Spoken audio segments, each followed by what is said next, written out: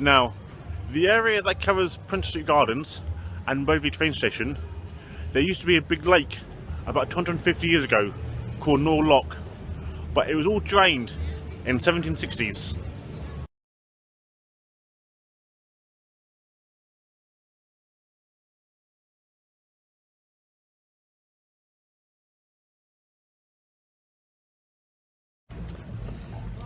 The Botanic Gardens sat at the east end of the area before Waverley Station was built, and they even built a set of railroad tracks to one side.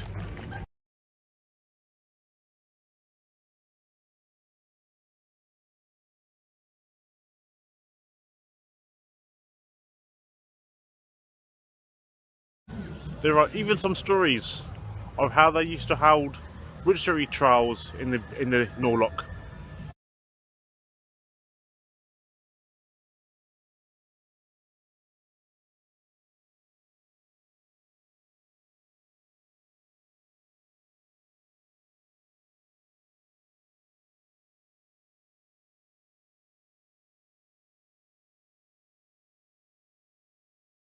The Scott Monument is the tallest monument in the world for an author. Standing at 200 feet tall, or 60 metres in my terms, this Gothic rocket even has an internal staircase leading you right to the very top, giving you great views of Edinburgh city centre and the Thoroughfare Field.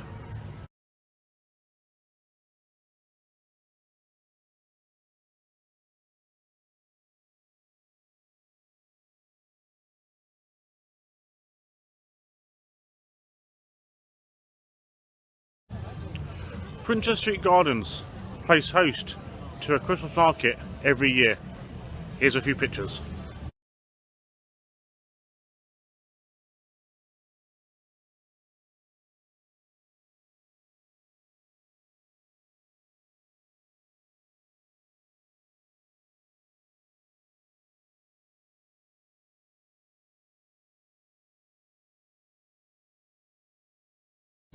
Now, this Ross and this Ross are two different people. This Ross Theatre was named after William Henry Ross in 1877, where this Ross was a Daniel Ross, a gunmaker based in Edinburgh. Buying this fountain in 122 parts, he transported it to Edinburgh and then donated it to the city.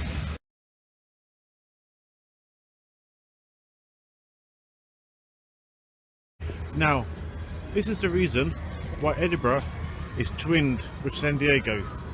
This dog, known as Bomb the Dog for some reason, was a homeless dog by the harbour area in San Diego, with the sailor people and harbour workers feeding him drink and cigarettes and stuff.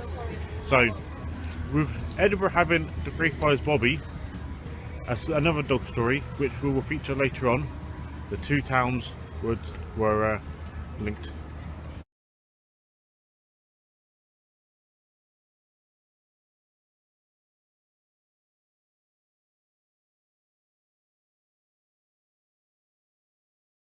Wojciech the Bear is a legend in Poland. Initially born in Iran, he was found by the Polish army as they passed on by during the Second World War. Somehow, he was drafted into the Polish army and even moved weapons around and such during the battle.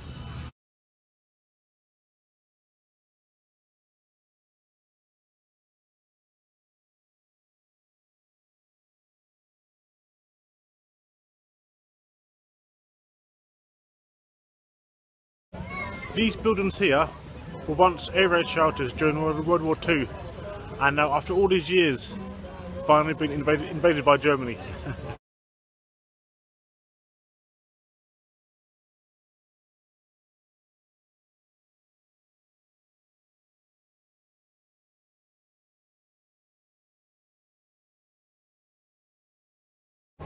And now, fact number 10 is actually going to be my favourite Edinburgh story.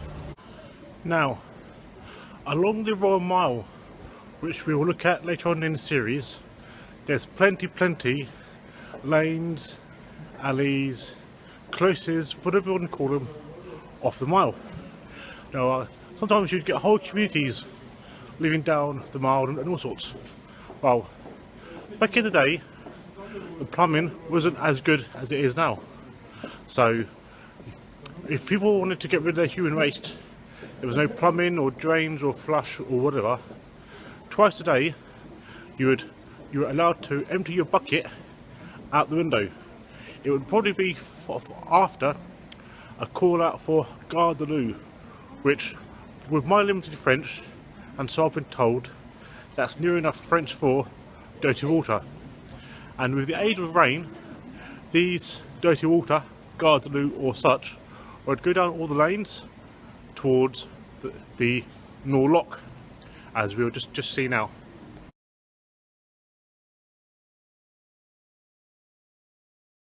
They worked themselves down to here. Now, if we couldn't afford to bury family members back in the day, what do you think we've done with the bodies?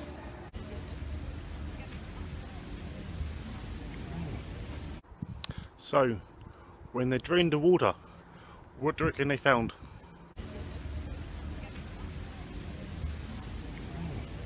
So, as they built the new town part of Edinburgh, they used some of the excess mud from the building works and brought it to this gardens. They then used it to build the road, or the mound, between the two parts of the garden. Now, what do you reckon they used as the base of this road?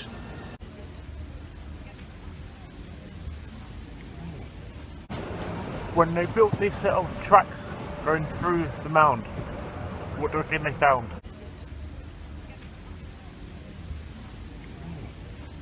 And when they built the foundations to these art galleries, what do you think they found?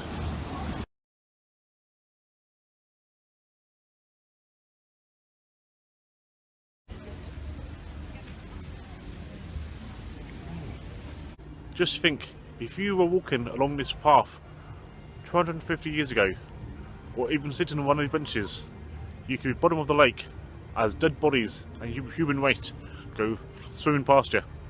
Or even hang around here eating your sandwiches. Who knows? You could just be meters, centimeters away from a dead body.